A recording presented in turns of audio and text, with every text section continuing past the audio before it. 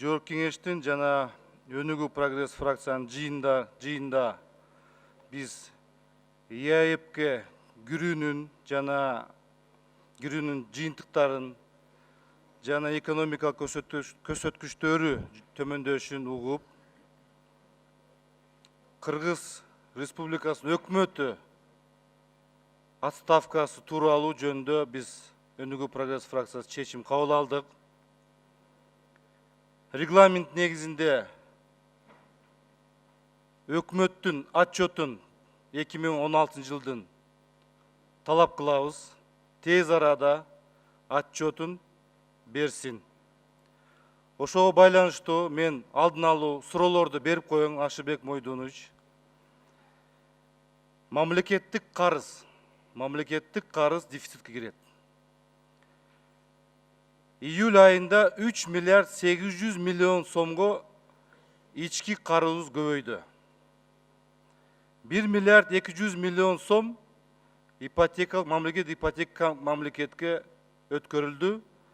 Калган акчасы кайсы жака жумшалды, кайсы экономикалык багытка берилди. Экинчи суроо.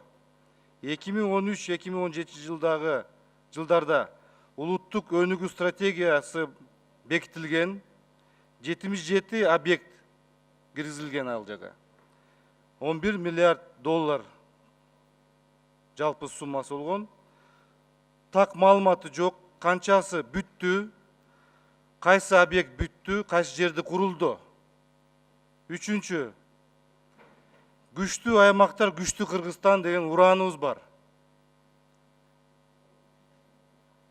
Канча аймагыбыз, айыл өкмөт дотациядан чыкты. Кайсы айыл өкмөт дотациядан чыгып, өнүгүү болгонун бизге так айтып берсин. Кийинки маселе.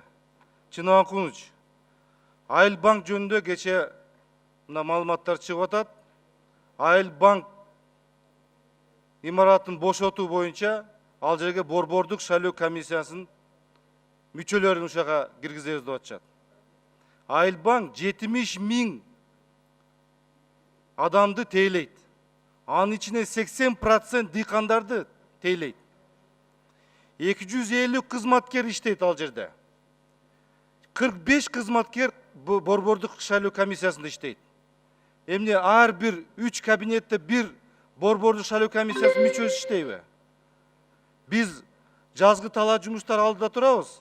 Биз дыйкан жөнүндө ойлонобузбу же борбордук шайлоо комиссиясынын мүчөлөрү жөнүндө?